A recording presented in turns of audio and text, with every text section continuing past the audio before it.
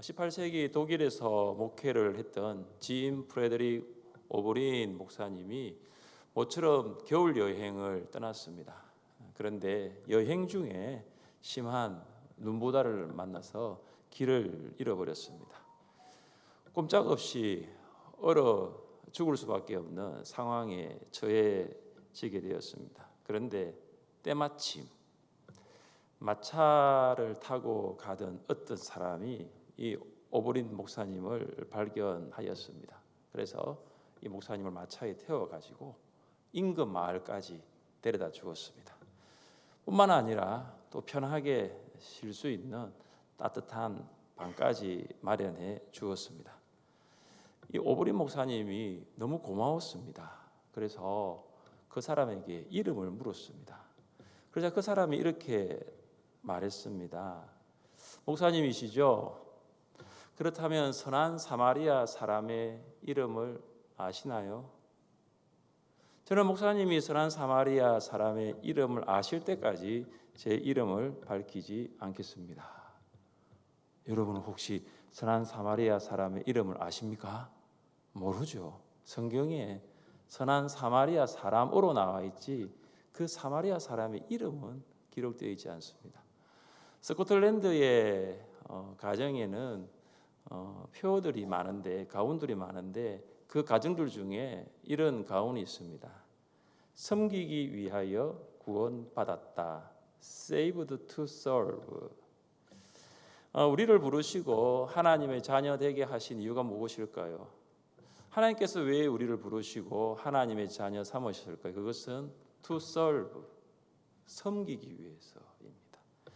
예수님께서 이 세상에 오신 것은 섬김을 받기 위함이 아니라 섬기러 오셨습니다. 그러니까 섬김을 모른다라는 것은 내가 구원받은 이유를 아직 모르고 있다는 거죠. Saved to serve, 섬기기 위해서 우리는 구원받았습니다. 한번 따라해 보겠습니다. 사랑으로 섬기겠습니다. 사랑으로 섬기겠습니다. 오늘 여러분과 수요 성령 기도의 시간에 왜 우리가 사랑으로 섬겨야 되는 이유 세 가지에 대해서 살펴보도록 하겠습니다. 첫째, 사랑으로 섬기기 위해 부르심을 받았기 때문입니다. 우리는 사랑으로 섬기기 위해서 부르심을 받았습니다. 바울 서신에서 자주 반복하여 나타나는 단어들이 참 많은데 그 단어들 중에 한 가지가 부르심입니다. 예수 그리스도의 종 바울은 사도로 부르심을 받아 하나님의 복음을 위하여 택정함을 입었으니 바울은 로마서를 시작하면서 나는 예수 그리스도의 종으로서 사도로 부르심을 받았다라고 확신하였습니다. 바울은 우리가 살펴보고 있는 갈라디아서에서도 이 부르심이라는 단어를 여러 번 사용합니다. 내 어머니의 태로부터 나를 택정하시고 그의 은혜로 부르신 이가. 바울은 하나님께서 내 어머니의 태에서부터 나를 택하시고 그리스도의 은혜로 나를 부르셨다라고 고백했습니다. 그래서 바울은 하나님께서 나를 불러주셨다는 이 부르심의 확신, 하나님의 나를 불러주셨다는 이 부르심의 확신이 분명했습니다. 그래서 바울은 나를 부르신 하나님께서 갈라디아 교회 성도 여러분도 불렀다라고 말하였습니다. 그리스도의 은혜로 너희를 부르신 이를. 하나님께서 갈라디아 사람들을 성도로 불러주신 것은 은혜입니다. 하나님께서 갈라디아 성도들이 할례를 받거나 율법을 준수해서 그들을 부른 것이 아닙니다. 하나님께서는 예수 그리스도를 십자가에 못 박혀 죽으심으로 그 은혜를 갈라디아 성도들이 알게 하셨고 그 은혜로 말미암아 갈라디아 사람들은 성도로 부르신 것입니다. 여러분, 하나님께서 갈라디아 성도들을 부르신 목적이 무엇일까요? 왜 그들을 성도라 부르셨을까요? 우리 13절 말씀을 같이 읽겠습니다. 13절입니다. 형제들아 너희가 자유를 위하여 부르심을 입었으나 그러나 그 자유로 육체의 기회를 삼지 말고 오직 사랑으로 서로 종노릇 하라. 아멘. 하나님께서 갈라디아 성도들을 부르신 목적이 무엇입니까? 사랑으로 서로 종노릇 하라. 사랑으로 섬기기 위해서입니다. 그런데 갈라디아 교회 안에 한 가지 문제가 있었습니다. 그것은 성도들이 사랑으로 섬기지 않고 있었다라는 것입니다. 그들은 예수 그리스도의 은혜로 부르심을 받았지만 그것을 어떻게 사용했느냐? 육체의 기회로 사용했습니다. 여기 육체는 눈에 보이는 몸이 아니라 인간의 제약된 본성을 말합니다. 육체를 자기 자신만을 위해 살아가는 거예요. 나만 잘 되면 된다는 이 이기적인 욕심, 이게 바로 죄악된 본성이죠. 이게 바로 육체입니다. 그리고 여기 육체의 기회에서 기회라는 단어는 뭐냐면 군사 임무를 위한 작전 기지입니다. 군대에서 군사령관이 작전 기지에서 군인들에게 임무를 수행할 수 있도록 명령을 하달하죠. 작전을 내립니다. 그렇다면 육체의 기회는 뭘까요? 사탄이 성도가 인간의 제약된 본성을 따라 살아가기 위해서 계속해서 유혹하는 거예요. 예수님의 은혜로 부르심을 받은 성도에게는 늘 두 가지가 고민이에요. 인간의 제약된 본성을 따라 살아갈 것인가? 아니면 성령의 인도하심을 따라 살아갈 것인가? 이 두 가지가 늘 고민입니다. 그런데 갈라디아 성도들은 무엇을 선택했느냐? 성령의 인도하심을 따라가는 삶이 아니라 인간의 제약된 본성을 따라가는 삶을 선택했습니다. 그리고 그들은 이런 생각을 했죠. 예수님께서 나의 모든 죄를 다 용서하셨어. 나는 이제 죄로부터 자유야.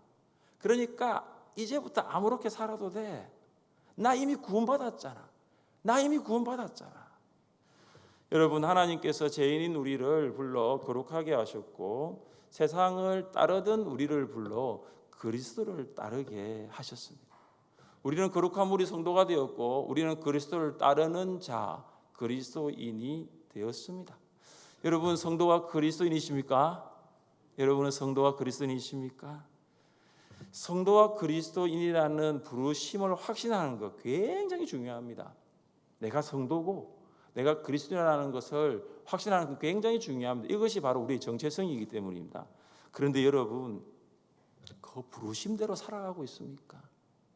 내가 성도로서 정말로 내가 그리스도인으로서 그 부르심대로 살아가고 있습니까? 여러분의 삶은 이 하나님의 부르심과 일치하고 있습니까?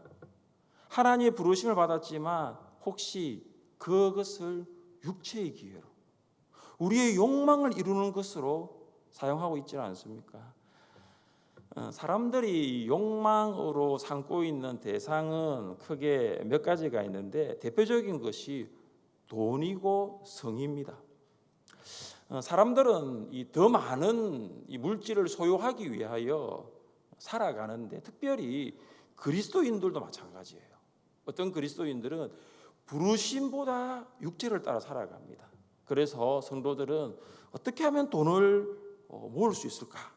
그리고 어떻게 하면 더 많은 돈을 모을 수 있을까 고민을 하고 있죠. 그래서 여러분, 중요한 것은 성도에게도 물질이 필요 없는 것은 아니에요. 돈이 필요합니다. 그러나 돈을 모으는 방법이 달라야 합니다. 그리고 돈을 쓰는 목적도 달라야 합니다. 바울은 이렇게 권면합니다. 선을 행하고 선한 사업을 많이 하고 나누어 주기를 좋아하며 너그러운 자가 되게 하라. 돈을 가지고 뭘 하죠? 선을 행하고 선한 사업을 하고 그것을 나누어 주는 그런 성도가 되어야 합니다. 사람들은 더 많은 쾌락을 즐기기 위해서 살아갑니다. 성도도 마찬가지입니다. 성도도 때로는 나를 성도로 불러주셨는데 그것이 아니라 육체를 따라 살아갑니다. 성도는 쾌락을 위해 존재하는 것이 아니라 거룩을 위해 존재합니다. 하나님께서 우리에게 항상 이렇게 말씀하십니다. 이 말씀 같이 한번 읽어보겠습니다. 내가 거룩하니 너희도 거룩할지어다. 아멘. 여러분, 우리가 왜 거룩해야 됩니까? 다른 사람과 비교하면은 우리는 거룩한 부분이 있습니다. 그런데 여러분, 우리가 거룩해야 될 이유가 분명한 것은 내가 거룩하니, 우리 하나님이 거룩하니 우리가 거룩해야 되는 거죠. 우리 아버지가 거룩한 분이시니 우리가 거룩하게 살아야 합니다. 어느 정도 돈을 모으고 쾌락을 즐기는 사람이 마지막으로 생각하는 것이 한 가지가 있습니다. 여러분, 그것이 뭐냐면 명예입니다. 바벨탑이죠. 바벨탑의 목적은 이름을 내는 것입니다. 사람마다 뭐가 있느냐 하면 이 바벨탑 욕망이 있어요. 다 있습니다, 여러분. 여러분 없는 표정 짓고 계신데 다 있어요. 자신의 이름을 내려고 하는 다 욕심이 있습니다. 그리고 내가 내 이름을 못 내면 내 자녀를 통해서 이름을 내려고도 합니다. 아니면 자신의 이름을 내가 못 내면 내가 아는 사람의 이름을 끌어다가 나도 그 사람 아는데 그 사람 나 아는데 이렇게 말을 합니다. 우리 안에는 그런 욕망이 있습니다. 사랑하는 성도 여러분, 우리는 사랑으로 섬기기 위해서 부르심을 받았다는 것을 꼭 확신할 수 있기를 바랍니다. 더 많은 돈을 소유하고 더 세상적인 쾌락을 즐기기 위해서 부르심을 받은 것이 아닙니다. 사랑으로 섬기기 위해서 부르심을 받았습니다. 그래서 여러분이 가진 물질, 성도를 위해서, 다음 세대 위해서, VIP를 위해서 사랑으로 섬기십시오. 여러분의 몸 육체의 계로 삼지 말고 힘써 교회를 위하여 섬기시기를 주님의 이름으로 축복합니다. 둘째, 사랑으로 섬기기 위해 말씀을 받았기 때문입니다. 우리가 왜 사랑으로 섬겨야 됩니까? 말씀이 우리 안에 있기 때문입니다. 자, 우리 14절 말씀을 같이 읽습니다. 14절입니다. 온 율법은 내 이웃 사랑하기를 내 자신같이 하라 하신 한 말씀에서 이루어졌나니. 아멘. 여러분, 이 14절 말씀이 혹시 성경 어디에 있는지 아십니까? 이 14절 말씀이 성경 어디에 있는지 아십니까? 레위기 19장 18절에 있습니다. 원수를 갚지 말며 동포를 원망하지 말며 내 이웃 사랑하기를 내 자신과 같이 사랑하라. 나는 여호와이니라. 하나님께서는 이스라엘 백성들에게 뭐라고 명령하십니까? 내 이웃을 내 자신같이 사랑하라 명령합니다. 바울은 이 14절 말씀에서 이 이웃 사랑이 온 율법을 요약하고 있다고 설명합니다. 갈라디아 성도들이 이웃 사랑하기를 내 자신같이 사랑하면은 어떻게 되느냐? 하나님의 계명을 이루는 것이 됩니다. 그들이 진정으로 이웃을 사랑한다면 그것은 하나님의 계명을 성취하는 것입니다. 여러분, 하나님의 계명을 이룬다, 하나님의 계명을 성취한다, 이건 거창한 구호가 아니에요. 하나님의 계명을 이루자 그러면서 하는 대단한 캠페인이 아닙니다. 여러분, 하나님의 계명을 이루는 것은 무엇인지 아십니까? 이웃을 사랑하는 거죠. 옆에 있는 성도님 바라보시기 바랍니다. 자, 바라보십시오. 옆에 있는 성도님, 왜 고개를 자꾸 이쪽으로 돌리십니까? 옆에 있는 성도님 바라보십시오. 그 옆에 있는 성도님을 사랑하는 거죠. 그것이 뭐냐? 그것이 뭐냐? 하나님의 계명을 이루는 거죠. 여러분과 함께 살고 있는 가족을 사랑하는 거죠. 그것이 뭡니까? 그것이 하나님의 계명을 성취하는 거죠. 지금 우리가 마음에 품고 있는 VIP, 그 VIP를 사랑하는 것이 무엇입니까? 그것이 바로 하나님의 계명을 이루는 것입니다. 그렇다면 여러분, 왜 이웃 사랑이 다른 것도 아니고 왜 이웃 사랑이 하나님의 계명을 성취하는 것일까요? 한 율법사가 예수님께 물었습니다. 선생님, 율법 중에서 어느 계명이 가장 큽니까? 그때 예수님께서 이렇게 말씀하셨습니다. 같이 한번 읽어보겠습니다. 내 마음을 다하고 목숨을 다하고 뜻을 다하여 주 너희 하나님을 사랑하라 하셨으니 둘째도 그와 같으니 내 이웃을 내 자신같이 사랑하라 하셨으니 이 두 계명이 온 율법과 선지자의 강령이니라. 아멘. 자, 우리는 방금 읽은 이 예수님이 하신 말씀에서 무엇을 발견할 수 있느냐? 이웃 사랑이 하나님의 계명을 성취하는 이유를 여기서 알 수 있습니다. 하나님 사랑과 이웃 사랑을 연결하는 구절이 있는데 그 구절이 뭐냐면 둘째도 그와 같으니, 둘째도 그와 같다라는 거죠. The second is like it. it은 뭐냐면 첫 번째 계명이라는 거죠. 그러면 둘째와 첫째가 같다는 말이 뭐냐 하면은 둘째 이웃 사랑은 첫째 하나님 사랑과 같다는 거예요. 율법사는 다르게 봤습니다. 율법사는 하나님 사랑과 이웃 사랑을 다르게 보았습니다. 아마 그는 하나님 사랑을 첫째로 보았을 것입니다. 그리고 이웃 사랑을 둘째로 보았을 것입니다. 그러나 예수님은 다르게 보지 않았습니다. 둘째도 첫째와 같으니 무슨 말입니까? 이웃을 사랑하는 것과 하나님을 사랑하는 것은 같다라는 거죠. 여러분, 하나님 사랑은 이웃 사랑으로 성취됩니다.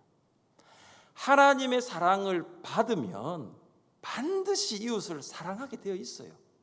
하나님의 사랑을 받으면 이웃을 사랑할 수밖에 없습니다. 그런데 여러분, 하나님의 사랑을 받았다고 말은 하나 이웃을 사랑하지 않으면 그것은 하나님의 사랑을 받은 것이 아닐 수 있어요. 하나님을 사랑한다고 찬양은 하나 그것이 입술의 고백으로 끝나고 손과 발로 행함과 진실함으로 이웃을 사랑하지 않으면 그것은 하나님의 사랑이 아닐 수 있습니다. 여러분, 사랑받은 것은 반드시 증명이 되는데 하나님의 사랑은 이웃 사랑으로 증명되는 것입니다. 여러분이 하나님의 사랑을 받았다는 거 아무도 몰라요. 그러나 그것은 이웃 사랑으로 나타날 때에 여러분이 하나님의 사랑을 받았다는 것을 알 수 있는 것입니다. 아시시의 프란시스가 구원받은 지 얼마 되지 않아서 있었던 일입니다. 어느 날 그가 길을 가다가 우연히 나병 환자를 만났습니다. 그 나병 환자를 딱 보는 순간 마음에서 이제 갈등이 일어나는 거예요. 마음 한쪽에서는 그에게 기도를 해라, 그에게 기도를 하라 한쪽에서 말을 하고 있습니다. 다른 쪽에서는 어떤 마음이 생기냐면 더 병이 전염되면 어떻게 하냐 이런 두려운 마음이 있습니다. 한쪽에서는 기도하라고 하고 한쪽에서는 전염되면 어떡하지 이 두려운 마음이 든 거예요. 여러분, 이 두 가지 마음 중에 프란시스가 어떤 마음이 이겼을까요? 기도하는 마음이 이겼을까요? 두려워하는 마음이 이겼을까요? 어떤 마음이 이겼을까요? 처음에는 두려워하는 마음이 이겼어요. 두려움이 생긴 거예요. 그래서 이 나병 환자를 탁 지나쳐 가려고 하였습니다. 그런데 성령께서 말씀을 하시는 거죠. 계속 마음에 부담을 주는 겁니다. 그래서 그 부담 때문에 가지 못하고 딱 서서 이제 기도를 하는데 이런 기도를 합니다. 주님, 제가 나병 환자를 그냥 지나치는 것이 잘못되었습니까? 그때 주님이 이렇게 묻습니다. 네가 왜 그를 그냥 지나쳤느냐? 솔직하게 이야기했습니다. 주님, 너무 더러워서 혹시 그 나병이 저에게 전염될까 싶어서 그랬습니다. 그때 주님의 음성이 들렸습니다. 너는 그 더러운 나병 환자보다 나으냐? 너는 이전에 그 나병 환자보다도 더 더러운 죄인이었다. 그런데 난 그 더러운 너의 모습을 그대로 받아주었다. 나는 너의 그 더러운 모습을 그대로 사랑하였다. 그 순간 이 프란시스가 내가 나병 환자보다 더 더러운 죄인이었구나. 그것을 알게 되었어요. 그래서 그가 어떻게 했냐면 돌아가는 발걸음을 멈추고 다시 나병 환자에게 돌아옵니다. 그래서 입을 맞추고 축복하였습니다. 여러분, 이것이 이웃 사랑이에요. 사랑하는 성도 여러분 성경 몇 도 가셨습니까? 수요 성령 기도에 오시는 분들 수준으로는 성경 여러 번 읽으셨겠죠. 아까 우리가 읽었던 레위기 19장 18절 여러분 잘 알고 있습니다. 내가 거룩하니 너희도 거룩할지어다. 잘 알고 있습니다. 여러분, 하나님 사랑, 이웃 사랑, 왜 우리가 하나님의 사랑을 받았습니까? 왜 하나님께서는 나병 환자보다 더 더러웠던 죄인인 우리를 찾아오셔서 우리를 사랑으로 받아주셨습니까? 사랑으로 섬기기 위해서입니다. 지금은 VIP를 사랑으로 섬길 때입니다. 여러분, VIP를 만나고 식사를 대접하고 차를 마시면서 교제하려면 시간도 있어야 되고 물질도 있어야 됩니다. 여러분, 이웃 사랑하는데 들어가는 시간, 이 물질 아까워하지 마십시오. 왜 아까워하지 말아야 하냐면 우리는 이보다 더 큰 사랑을 받았기 때문에. 우리가 받은 하나님의 사랑은 청량할 수가 없어요. 넓이와 길이와 높이와 깊이를 청량할 수 없습니다. 여러분, 내가 하나님으로 받은 사랑을 잘 알지 못한다면 여러분이 성경을 펴서 읽으시면 됩니다. 하나님 말씀 안에 뭐가 있는지 아십니까?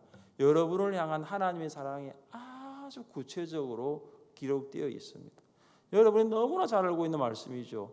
하나님의 세상을 이처럼 사랑하사 독생자를 주셨으니 이는 그를 믿는 자마다 멸망하지 않고 영생을 얻게 하려 하심이라. 이 한 구절만 내 마음 가운데 그 말씀을 받으면 우리가 이웃을 사랑으로 섬겨야 할 이유가 바로 여기에 있습니다. 우리를 얼마나 사랑하셨는지, 독생자 예수 그리스도를 십자가에 주시기까지 사랑하신 그 사랑이 하나님의 사랑입니다. 하나님께서 우리를 사랑하셨다는 이 말씀을 받았기에 우리가 사랑으로 섬길 수 있는 것입니다. 여러분이 들은 말씀, 여러분이 받은 말씀을 꼼꼼하게 묵상해 보십시오. 그 말씀 받았기 때문에 이웃을 사랑으로 섬기게 될 줄 믿습니다. 셋째, 사랑으로 섬기기 위해 양육 훈련을 받았기 때문입니다. 자, 우리 15절 말씀을 같이 한번 읽어보겠습니다. 15절입니다. 만일 서로 물고 먹으면 피차 멸망할까 조심하라. 자, 여러분, 이 말씀을 잘 보시면 제가 세 번역으로 한번 읽어드리겠습니다. 세 번역은 조금 더 묘사적입니다.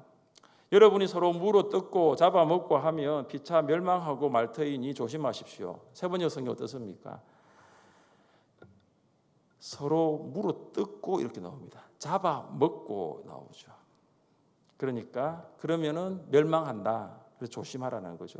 저는 15절을 읽으면서 TV 프로그램 중에 하나인 동물의 왕국을 생각했습니다. 동물의 왕국. 사자가 얼룩말떼가 있는 것을, 물 먹는 얼룩말떼를 달려가 가지고 제일 약하고 그 얼룩말을 딱 잡아 가지고 어떻게 합니까? 잔인하게 공격하고 죽이는 장면, 그 동물의 왕국에 있죠. 여러분, 동물의 세계에서만 15절이 있는 것이 아니고 영적 세계에서도 15절이 있어요.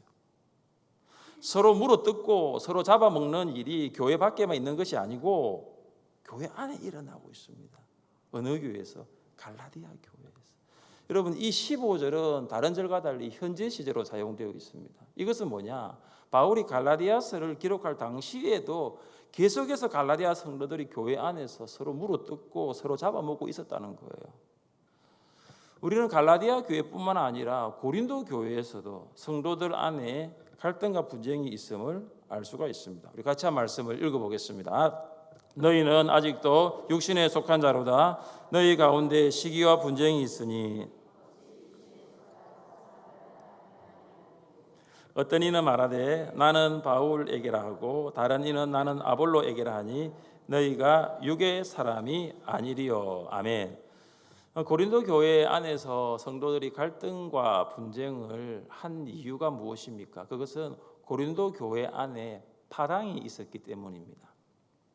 어떤 성도는 바울파를 만들었고 어떤 성도들은 게바파, 베드로파를 만들었고 어떤 성도들은 아볼로파를 만들었습니다. 나는 바울파도 나는 베드로파도 나는 아볼로파도 아니라는 사람들은 그리스도파를 만들었습니다. 그들은 교회 안에 이런 파당을 만들었습니다. 이런 파당을 만들어서 서로 시기하고 서로 분쟁하였습니다. 자, 그런데 여러분, 왜 고린도 교회 성도들이 이런 파당을 만들었을까요? 그 이유가 바울이 말합니다. 너희는 아직도 육신에 속한 자로다. 교회 안에 시기와 분쟁이 있는, 교회 안에 육신에 속한 자, 영적으로 미성숙한 사람들 나타나는 것이 바로 시기와 분쟁이라는 거죠. 그러니까 고린도 교회 안에 성도들이 여전히 육신에 속한 사람들이었다는 것이죠. 여러분 자녀들이, 여러분 집에 이제 어린 자녀들이 있죠. 여러분, 어린 자녀들이 왜 싸웁니까? 애들이 왜 싸우죠? 애들이니까 싸우는 거예요. 여러분, 성숙하지 못해서 싸우는 거예요. 여러분, 그런데 어른들이 왜 싸웁니까? 어른들도 싸우죠. 어른들이 왜 싸워요? 어른은 어른인데 성숙한 어른이 아니기 때문에 싸우는 거예요. 여러분, 교회 안에 왜 시기와 분쟁이 있습니까? 최근에 참 많은 주변의 교회들이 이 시기와 분쟁이 있다는 소식이 들립니다. 왜 교회 안에 시기와 분쟁이 있어요? 그것은 육신에 속한 사람들이 성령 충만한 성도보다 더 많기 때문에 교회 안에 육신에 속한 그리스도인들이 모여 있으니까 분쟁이 끊어지지 않는 거죠. 사랑하는 성도 여러분, 어떻게 하면 육신에 속한 그리스도인이 성령 충만한 그리스도인으로 변화될 수 있을까요? 어떻게 하면 분쟁과 시기가 있는 교회가 평안한 교회가 될 수 있을까요? 제가 힌트를 하나 드릴게요. 그것은 우리 교회의 비전입니다. 뭐죠? 말씀과 성령으로 사람을 변화시키는 교회. 무슨 말입니까? 말씀이 사람을 변화시킨다라는 거죠. 양육과 훈련이 육신에 속한 그리스도인을 성령 충만한 그리스도인으로 바꿉니다. 그럼 여기서 질문을 누가 합니다. 목사님 안 바뀌던데요. 이렇게 하거든요. 아니 양육훈련 수료했는 성도도 안 바뀌던데요. 그런데 잘 보시면 좀 바뀌었습니다. 수강하기 전보다는 좀 바뀌었을 거예요. 여러분이 기대하는 만큼은 안 바뀌었지만 그래도 수강하기 전보다는 조금은 바뀌었을 거예요. 조금 바뀌었을 거죠. 우리가 왜 양육훈련을 받습니까? 사랑으로 섬기기 위해서입니다. 저는 제자훈련생들에게 생활숙제를 매주 드립니다. 그 생활숙제 중에는 혼자보다 배우자에게 해야 하는 숙제들이 많습니다. 제자훈련을 시작한 지 한 달이 지나면 이런 숙제가 나갑니다. 배우자에게 손편지 쓰기. 이거 딱 받으면요 처음 써보는 훈련생들이 있습니다. 그리고 결혼하고 처음 써보는 또 훈련생들이 있습니다. 자, 그 다음 나가는 생활 숙제가 뭐냐면 배우자에게 용돈 주기. 그 다음에 나가는 생활 숙제가 뭐냐면 배우자에게 선물하기. 3주 연속 배우자를 섬기는 거죠. 그럼 배우자들이 너무 좋아해요. 그래서 그 다음 숙제는 뭐냐고 이제 묻거든요. 그 다음 숙제는 제가 다른 걸 냅니다. 여러분, 제가 이런 숙제를 내는 이유가 있습니다. 뭐냐 하면 가장 가까이 있는 남편과 아내를 사랑으로 섬기지 아니하면 결코 목원을 사랑으로 섬길 수 없습니다. 결코 성도를 사랑으로 섬길 수 없습니다. 그래서 이것을 훈련하라고 제가 드리는 거죠. 사랑으로 섬기기 위해서 우리가 양육훈련을 받고 있는 거죠. 여러분, 성경대학부터 비전반까지 하는 이유가 뭐냐면 섬기기 위해서입니다. 우리가 성경대학부터 교리, 배경, 제자훈련부터 사역, 비전반까지 하는 이유가 바로 사랑으로 섬기기 위해서입니다. 여러분, 수료장 하나하나 늘어나가는 게 중요한 게 아니에요. 여러분 안에 사랑하는 마음이 깊어지는 거죠. 여러분 안에 섬기는 마음이 더 커지는 거죠. 나는 어디까지 양육훈련 받았는데, 나는 몇 개의 훈련생이고 나는 몇 개의 수료생인데, 그게 그렇게 중요하지 않습니다. 그보다 더 중요한 것이 뭐냐면 지금 내가 가족을 사랑으로 섬기는가입니다. 지금 내가 성도와 교회와 VIP를 사랑으로 섬기고 있느냐가 중요합니다. 그것 때문에 여러분이 양육훈련을 받고 계신 것입니다. 사랑하는 성도 여러분, 사랑으로 섬길 수 있기를 주님의 이름으로 축복합니다. 우리가 왜 부르심을 받았습니까? 여러분 왜 성도가 되었습니까? 여러분 왜 여러분이 그리스도인이 되었습니까? 사랑으로 섬기기 위해서요. 우리가 말씀을 받는 이유가 무엇입니까? 오늘도 말씀을 듣는 이유가 무엇입니까? 사랑으로 섬기기 위해서입니다. 우리가 왜 양육훈련을 받습니까? 우리가 왜 말씀훈련을 받습니까? 사랑으로 섬기기 위해서입니다. 사랑으로 교회와 VIP들을 섬기는 성도들이 더 많아질 수 있기를 주님의 이름으로 축복합니다.